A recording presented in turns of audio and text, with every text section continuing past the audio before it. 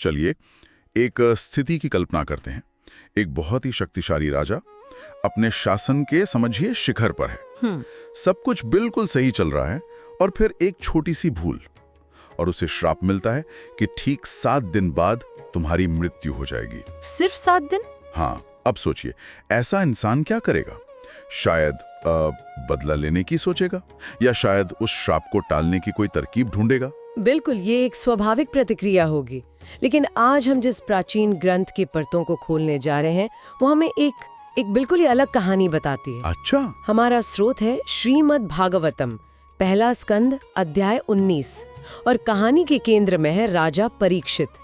जब उन्हें अपनी मृत्यु की खबर मिलती है तो वो जो करते हैं वो हजारों सालों से लोगों को सोचने पर मजबूर करता रहा है। तो आज हमारी इस गहरी पड़ताल का मिशन यही है, राजा परीक्षित की उस असाधारण मानसिकता को समझना। बिल्कुल। और ये भी देखेंगे कि उस समय के जो बड़े बड़े ज्ञानी और ऋषि थे उनकी क्या प्रतिक्रिया थी। और सबसे जरूरी, हम उस आखिरी सवाल तक पहुंचेंगे जो राजा उस सभा में पूछते हैं। एक ऐसा सवाल जो शायद हम सब कभी न कभी खुद से पूछते हैं। ये कहानी सिर्फ एक राजा की नहीं है, ये संकट के समय में इंसान के मन और परम सत्य की खोज की एक गहरी पड़ताल है। तो चलिए शुरू करते हैं। जब राजा परीक्षित को श्राप के बारे में पता चलता है तो उनकी पहली प्रतिक्रिया क्या थी? कोई गुस्सा नहीं, कोई इनकार नहीं। नहीं, कुछ भी नहीं। स्रोत बताता है कि उनका मन गहरे दुख और पछतावा से भर गया। इसके लिए एक शब्द है, सुदुर्मनः। हाँ, और वो अपने काम को एक नीच और असभ्य काम कहते हैं, एक तेजस्वी ब्राह्मण के प्रति किया गया असभ्य काम। यहाँ जो बात सबसे पहले ध्यान खींचती है वो है उनकी तत्काल स्वीकृति। वो बचाव में एक शब्द भी नहीं कहते, है ना? बिल्कुल, वो सजा से बचने की कोई कोशिश ही नहीं कर रहे, बल्कि उसे स्वीकार कर रहे हैं जैसे कि ये बिल्कुल न्याय संगत हो। वो इस श्राप को एक तरह से एक दैवीय हस्तक्षेप की तरह देखते हैं, एक चेतावनी, ताकि भविष्य में उनसे ऐसा कोई पाप दोबारा न हो। ये तो बहुत ही अलग सोच है। आज के जमाने में तो लोग अपनी गलतियों के 1000 बहाने ढूंढते हैं। सही बात है। लेकिन वो तो यहाँ तक कहते हैं कि मेरा राज्य, मेरा बल, मेरा खजाना, सब कुछ उस क्रोधित ब्राह्मण कुल की आग में जल जाए, बस मुझसे दोबारा ऐसी भूल न हो। बिल्कुल, ये सिर्फ पछतावा नहीं है, ये एक गहरी शुद्धि की प्रक्रिया है। वो श्राप को सजा नहीं बल्कि सुधार का एक अवसर मान रहे हैं। अगर मेरी दौलत और ताकत ही मेरे गिरने का कारण है तो बेहतर है कि वो नष्ट हो जाए। हाँ, ये दिखाता है कि उनके लिए नैतिक मूल्य उनकी सत्ता से कहीं ज्यादा बड़े थे। और यहाँ से कहानी और भी दिलचस्प मोड़ लेती है जब उन्हें ये पता चलता है कि उनकी मृत्यु तक्षक नाग के काटने से होगी। तो वो डरते नहीं है, नहीं, बल्कि वो इसे विरक्ति करणम कहते हैं, यानी वैराग्य का एक कारण। ये तो कमाल की बात है। यही इस कथा का सबसे शक्तिशाली संदेश है। ज्यादातर लोगों के लिए मौत एक अंत है, एक त्रासदी, पर राजा परीक्षित के लिए ये एक दरवाजा बन जाती है।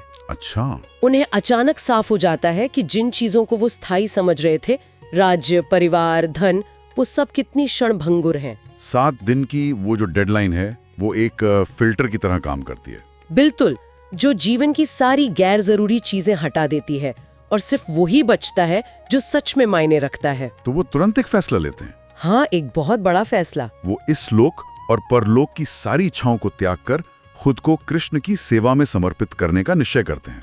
और इसके लिए वो पवित्र गंगा नदी के तट पर मृत्यु तक उपवास करने बैठ जाते हैं। इस उपवास को प्रायोपवेश कहते हैं ना? क्या ये उस समय की कोई आम प्रथा थी? नहीं, ये आम प्रथा बिल्कुल नहीं थी। ये एक बहुत ही गंभीर और दुर्लभ संकल्प था। ये तभी लिया जाता था जब किसी को लगता था कि उसके जीवन का उद्देश्य पूरा हो गया है। अच्छा। ये आत्महत्या नहीं है, क्योंकि उसमें निराशा होती है। प्रायोपवेश एक शांत और आध्यात्मिक संकल्प है। परीक्षित का ये फैसला उनके असाधारण आत्मनियंत्रण को दिखाता है। यानी वो अपने जीवन के आखिरी 7 दिन बर्बाद नहीं करना चाहते थे? बिल्कुल नहीं, वो उसे अपने जीवन का सबसे महत्वपूर्ण आध्यात्मिक अनुष्ठान बना रहे थे। स्रोत में उस नदी का भी जिक्र है, उसे बहुत पवित्र बताया गया है। हाँ, ग्रंथ कहता है कि वो नदी तुलसी मिश्रित कृष्ण के चरण रज से पवित्र हुई है। ये एक काव्यात्मक वर्णन है जो उस जगह की आध्यात्मिक ऊर्जा को बताता है। परीक्षित के लिए ये सबसे शुद्ध स्थान था जहां वो सभी सांसारिक बंधनों से मुक्त होकर, जिसे मुक्त समस्त संगह कहा गया है, अपना मन पूरी तरह से भगवान पर लगा सके। अच्छा, तो राजा ने ये बड़ा फैसला ले लिया और वे गंगा किनारे बैठ गए, लेकिन वो वहां अकेले नहीं थे। नहीं, बिल्कुल नहीं। जैसे ही ये खबर फैली, एक असाधारण घटना घटी। क्या हुआ? ब्रह्मांड के कोने कोने से महान ऋषि और मुनि अपने शिष्यों के साथ वहां पहुंचने लगे। मतलब कोई छोटी मोटी सभा नहीं थी है? अरे बिल्कुल नहीं। स्रोत में अत्रि, वशिष्ठ, च्यवन, भृगु, पराशर, नारद और स्वयं वेद व्यास जैसे दिग्गजों के नाम हैं। बाप रे, ये तो ऐसा है जैसे दुनिया के सारे बड़े से बड़े दार्शनिक और ज्ञानी किसी एक व्यक्ति से मिलने एक जगह जमा हो गए हों। हाँ बिल्कुल, ये उस युग के ज्ञान का एक महाकुंभ था जो एक मरते हुए राजा के लिए इकट्ठा हो रहा था। पर वो सब वहाँ आए क्यों? सिर्फ सम्मान देने के लिए? नहीं, इसका मतलब बहुत गहरा था। ग्रंथ में एक लाइन है, संत स्वयं ही तीर्थों को पवित्र करते हैं। उनका वहां आना राजा के निर्णय पर एक तरह की ब्रह्मांडीय मोहर थी। अच्छा। उनकी मौजूदगी ये बता रही थी कि राजा का ये संकल्प इतना महान है कि ये हम सब के ध्यान देने के लायक है। और राजा ने उनका स्वागत कैसे किया? पूरी विनम्रता से। उन्होंने सिर झुकाकर सबको प्रणाम किया। फिर वो उन ऋषियों से जो कहते हैं, वो उनकी मानसिकता को और भी साफ कर देता है। क्या कहते हैं वो? वो कहते हैं कि मैं खुद को धन्य महसूस कर रहा हूँ। और फिर वो उस ब्राह्मण के श्राप को एक छिपा हुआ आशीर्वाद बताते हैं। कमाल है। हाँ, एक ऐसा आशीर्वाद जिसने उन्हें जबरदस्ती सांसारिक चीजों से वैराग्य दे दिया। जरा सोचिए इस मानसिकता के बारे में। जिस घटना को दुनिया एक त्रासदी मान रही है, उसे वो अपनी जिंदगी का सबसे बड़ा सौभाग्य कह रहे हैं। बिल्कुल, संकट में अवसर। वो कहते हैं कि गंगा नदी और आप जैसे महान संतों का एक साथ मिलना, ये तो केवल उन लोगों को नसीब होता है जिन पर भगवान की विशेष कृपा हो। और फिर वो अपनी आखिरी इच्छा बताते हैं। हाँ, और वो किसी भी सांसारिक चीज के बारे में नहीं है। वो कहते हैं, तक्षक नाग आए या कोई और मायावी श्राप, मुझे निस्संकोच डस ले। मेरी बस एक ही प्रार्थना है कि जब तक मैं यहाँ हूँ, आप सब भगवान विष्णु की कथाओं का गान करते रहें। ये सोचने वाली बात है कि जीवन के आखिरी पलों में एक इंसान के लिए सबसे जरूरी क्या है। बिल्कुल, उनके लिए वो था भगवान का गुणगान सुनना। उनकी एकमात्र इच्छा थी कि हर जन्म में उन्हें भगवान से प्रेम और उनके भक्तों का साथ मिलता रहे। जब उन्होंने ये कहा तो सिर्फ धरती पर ही नहीं, स्वर्ग में भी हलचल हुई। हाँ, स्रोत कहता है कि देवताओं ने आकाश से फूल बरसाए और दुंदुभी बजाई। पर ऐसा क्यों? एक राजा जो मरने जा रहा है, उसके लिए इतना उत्सव? क्योंकि देवता और ऋषि भौतिक नजरिए से नहीं देख रहे थे। वो एक शरीर को मरते हुए नहीं, बल्कि एक आत्मा को मुक्त होते हुए देख रहे थे। अच्छा। वो एक ऐसे इंसान का सम्मान कर रहे थे जिसने मौत के डर पर जीत हासिल कर ली थी। राजा परीक्षित का ये संकल्प एक मिसाल बन गया था। इसीलिए ऋषि भी कहते हैं कि पांडवों के वंशजों के लिए ऐसा करना कोई हैरानी की बात नहीं है, और वो सब उनके साथ रहने का वचन देते हैं जब तक कि वे शरीर नहीं त्याग देते। तो अब पूरा मंच तैयार है। गंगा का किनारा, एक दृढ़ संकल्प राजा और चारों ओर ब्रह्मांड के सबसे ज्ञानी ऋषि मुनि। माहौल गंभीर भी है और एक तरह से उत्सव जैसा भी। और ठीक इसी समय कहानी के एक नए और सबसे केंद्रीय पात्र का आगमन होता है। हाँ, और उनका प्रवेश बहुत ही नाटकीय है। व्यास के पुत्र श्री शुकदेव गोस्वामी वहां प्रकट होते हैं। उनका वर्णन भी बड़ा दिलचस्प है। बहुत। उनकी उम्र सिर्फ 16 साल है। वे दिगंबर हैं, मतलब कोई वस्त्र नहीं पहने हैं, और वे एक अवधूत की तरह घूम रहे हैं। उनके पीछे कुछ बच्चे और स्त्रियां भी चल रही हैं। एक मिनट, 16 साल का एक युवक बिना कपड़ों के, और वो इसने बड़े सम्मानित ऋषियों की सभा में चला आता है। आज के जमाने में तो लोग न जाने क्या राय बना लेते। पर यही तो उस संस्कृति की गहराई है। जैसे ही शुकदेव ने सभा में प्रवेश किया, उनकी आध्यात्मिक महिमा को पहचानकर वहां बैठे व्यासदेव समेत सभी महान ऋषि तुरंत सम्मान में खड़े हो गए। सबके सब। ये एक बहुत बड़ा क्षण है। वो उनके कपड़े या उनकी उम्र नहीं देख रहे थे, वो उनकी आंतरिक आध्यात्मिक ऊर्जा को देख रहे थे। ये दिखाता है कि सच्चा ज्ञान बाहरी दिखावे का मोहताज नहीं होता। बिल्कुल। राजा परीक्षित ने भी उन्हें पहचान लिया। वो आगे बढ़े, उन्हें प्रणाम किया और सभा में सबसे ऊंचा आसन दिया। और स्रोत में एक बहुत सुंदर उपमा है ना? हाँ, कहा गया है कि शुकदेव उन ऋषियों की सभा में ऐसे चमक रहे थे जैसे ग्रहों और तारों के बीच में चंद्रमा चमकता है। और यहीं पर यह अध्याय अपने चरम पर पहुंचता है। राजा परीक्षित को अपना गुरु मिल गया था। हाँ, वो व्यक्ति जो उनके अंतिम और सबसे महत्वपूर्ण सवालों का जवाब दे सकता था। वो शांत और तीक्ष्ण बुद्धि वाले मुनि के पास जाते हैं और कहते हैं कि आप जैसे महायोगी की मौजूदगी से ही बड़े से बड़े पाप नष्ट हो जाते हैं। मतलब वो एक भूमिका बांध रहे हैं। और फिर वे वो सवाल पूछते हैं जिसके लिए ये सारी सभा जुटी है। हाँ, 2 श्लोकों में जो शायद मानव इतिहास के सबसे मौलिक प्रश्न हैं। वो कहते हैं, आप योगियों के भी परम गुरु हैं, मैं आपसे परम सिद्धि के बारे में पूछता हूँ। एक व्यक्ति जो खासकर मरने वाला हो, उसका सबसे जरूरी और परम कर्तव्य क्या है? ये सिर्फ परीक्षित का सवाल नहीं है, ये हर इंसान का सवाल है। बिल्कुल। और वो इसे और भी साफ करते हैं। वो पूछते हैं उसे क्या सुनना चाहिए, क्या जपना चाहिए, क्या याद करना चाहिए और किसकी पूजा करनी चाहिए। और ये बहुत महत्वपूर्ण है, उसे क्या नहीं करना चाहिए। हाँ, ये आखिरी हिस्सा बहुत जरूरी है, क्योंकि जब समय कम हो तो स्पष्टता सबसे ज्यादा मायने रखती है। सही काम करना जितना जरूरी है, उतना ही जरूरी गलत कामों में समय बर्बाद न करना भी है। बिल्कुल। वो एक लेजर फोकस्ड गाइडेंस मांग रहे हैं। वो जानना चाहते हैं कि वो कौन सा एक काम है, वो कौन सी एक याद है जो जीवन के सार को समेट ले। और अध्याय ठीक इसी मोड़ पर समाप्त हो जाता है, जहां शुकदेव राजा के इन गहरे सवालों का जवाब देना शुरू करने वाले होते हैं। सही कहा। उनका जवाब ही बाकी के पूरे श्रीमद् भागवतम का आधार बनता है। ये अध्याय एक प्रश्न पर खत्म होता है, उत्तर पर नहीं।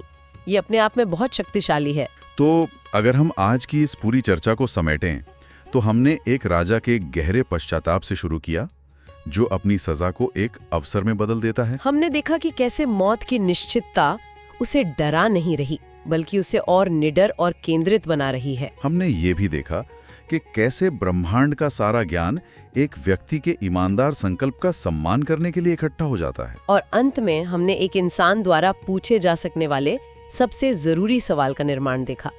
जब सब कुछ खत्म होने वाला हो तो सच में क्या मायने रखता है? ये अध्याय हमें उत्तर दिए जाने से ठीक पहले छोड़ देता है। ये हमारे श्रोताओं के मन में एक विचार छोड़ने के लिए एक बेहतरीन जगह है। अगर किसी को ये पता चले कि उनके पास बहुत ही कम समय बचा है, तो उनका अंतिम सबसे जरूरी सवाल क्या होगा? ये पूरी कथा उद्देश्य और नश्वरता के बारे में इसी सार्वभौमिक प्रश्न के लिए एक मंच तैयार करती है। ये हमें सिर्फ ये सोचने पर मजबूर नहीं करती कि हम कैसे मरना चाहते हैं, बल्कि इससे भी ज्यादा ये सोचने पर मजबूर करती है कि हम अभी इसी पल में कैसे जीना चाहते हैं। हमारी प्राथमिकताएं क्या हैं और क्या हम उन पे जी रहे हैं। शायद यही वो सवाल है जो परीक्षित हम सबसे पूछ रहे हैं।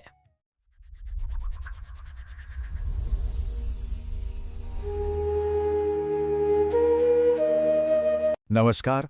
आज हम श्रीमद् भागवतम से एक बहुत ही गहरी कहानी समझने वाले हैं। एक ऐसी कहानी जो सीधे सीधे जिंदगी और मौत के सबसे बड़े सवाल से जाके जुड़ती है। तो कहानी की शुरुआत होती है एक बहुत ही शक्तिशाली राजा परीक्षित के पछतावे से। एक ऐसा पल जब उन्हें ये एहसास हुआ कि उनसे जिंदगी की सबसे बड़ी और शायद आखिरी गलती हो गई है। हुआ ये कि बहुत ज्यादा प्यास और थकान की वजह से राजा ने गुस्से में एक ऋषि का अपमान कर दिया।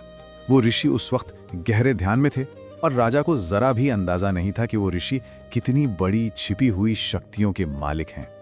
और उस अपमान का नतीजा वो भी तुरंत मिला। श्राप मिला कि ठीक 7 दिन के अंदर एक जहरीले सांप के काटने से राजा की मौत हो जाएगी। अब सोचिए, किसी को पता चले कि उसके पास जीने के लिए सिर्फ 7 दिन है, तो वो क्या करेगा? डरेगा, घबराएगा, है ना? पर राजा परीक्षित की प्रतिक्रिया बिल्कुल अलग थी। डर या इनकार नहीं, बल्कि एक जबरदस्त संकल्प। उन्होंने फौरन सब कुछ छोड़ दिया, अपना राजपाट, धन दौलत, सारे लगाव, सब कुछ। सिंहासन अपने बेटे को सौंपा और गंगा किनारे जाकर बैठ गए मृत्यु तक उपवास करने के लिए। मकसद सिर्फ एक था, साफ मन से भगवान का ध्यान करते हुए अपने अंत की तैयारी करना। अब राजा के इस फैसले की खबर कि वो मौत का इंतजार करने के लिए उपवास पर बैठ गए हैं, ये खबर जंगल की आग की तरह फैल गई। और फिर क्या था, उस जमाने के बड़े बड़े ऋषि मुनि और ज्ञानी सबके सब उनकी तरफ खिंचे चले आए। ये कोई छोटी मोटी सभा नहीं थी। सोचिए, अत्रि, वशिष्ठ, नारद, व्यासदेव जैसे महान ऋषि, ऐसा लग रहा था मानो पूरे ब्रह्मांड के ज्ञानी उस एक जगह पर इकट्ठा हो गए हों सिर्फ ये देखने के लिए। राजा ने बड़ी ही विनम्रता से सबका स्वागत किया। देखिए, वो उनसे कोई चमत्कार की उम्मीद नहीं कर रहे थे कि कोई आए और उन्हें बचा ले। नहीं, वो तो इसे अपने अंतिम दिनों के लिए एक आशीर्वाद मान रहे थे। अब जरा उस माहौल की कल्पना कीजिए। चारों तरफ ज्ञानियों का जमघट लगा है और बीच में एक राजा बैठा है जिसके पास सिर्फ 7 दिन हैं। ऐसे में राजा परीक्षित ने अपने इस आखिरी मौके का इस्तेमाल किया और वो सवाल पूछा जो शायद सबसे ज्यादा मायने रखता है। उन्होंने ये नहीं पूछा कि मुझे बचाओ या इस श्राप से कैसे बचूं। उन्होंने पूछा, एक इंसान जो मरने वाला है, उसका सबसे जरूरी और शुद्ध कर्तव्य क्या होना चाहिए, यानी बचे हुए वक्त का सबसे सही इस्तेमाल कैसे किया जाए। ये सवाल सोचिए, आज भी उतना ही जरूरी है। और जैसे ही ये सवाल हवा में गूंजा, उस सभा में एक रहस्यमयी शख्स की एंट्री हुई। एक ऐसा शख्स जिसे किसी ने बुलाया नहीं था। ये थे महान व्यासदेव के बेटे ऋषि शुक। कोई राजसी विद्वान नहीं, बल्कि एक युवा तपस्वी जो बस इत्तेफाक से पृथ्वी पर घूमते घूमते वहां आ पहुंचे थे। और उन्हें देखकर साफ लग रहा था कि वो दुनिया से पूरी तरह अलग हैं। उनका रूप रंग भी बड़ा अलग था। उम्र लगती थी कोई 16 साल की। शरीर पर कोई कपड़ा नहीं था, यानी दिगंबर थे। और उनके पीछे पीछे कुछ बच्चे और औरतें चल रही थीं, शायद उत्सुकता में। पर इन सब के बावजूद उनके चेहरे पर एक अलग ही, एक दैवीय चमक थी जो वहां बैठे बाकी ऋषियों से उन्हें बिल्कुल अलग बना रही थी। बाहर से देखने में वो भले ही एक साधारण घूमते फिरते लड़के जैसे लग रहे हों, लेकिन वहां मौजूद बड़े बड़े ज्ञानी ऋषि उनकी असलियत पहचान गए। वो जानते थे कि ये कौन है और इसीलिए उनके आते ही वो सब के सब सम्मान में अपनी जगह से खड़े हो गए। तो देखिए, ये एक तरह का परफेक्ट मैच था। एक तरफ था वो राजा जिसका वक्त खत्म हो रहा था और मन में एक बहुत जरूरी सवाल था, और दूसरी तरफ थे वो ऋषि जो वक्त से परे थे और जिनके पास उस सवाल का परम उत्तर था। और बस यहीं से इतिहास के सबसे गहरे आध्यात्मिक संवादों में से एक की नींव रखी गई। राजा परीक्षित की ये कहानी हमें एक बहुत बड़ी बात सोचने पर मजबूर करती है कि मौत सिर्फ एक अंत नहीं है, बल्कि ये जिंदगी के असली मकसद को खोजने का एक बहुत बड़ा मौका भी हो सकती है। ये कहानी हमें पूछती है कि अगर हमारी जिंदगी की उल्टी गिनती शुरू हो जाए तो वो कौन सा एक जवाब होगा जिसे हम सुनना चाहेंगे।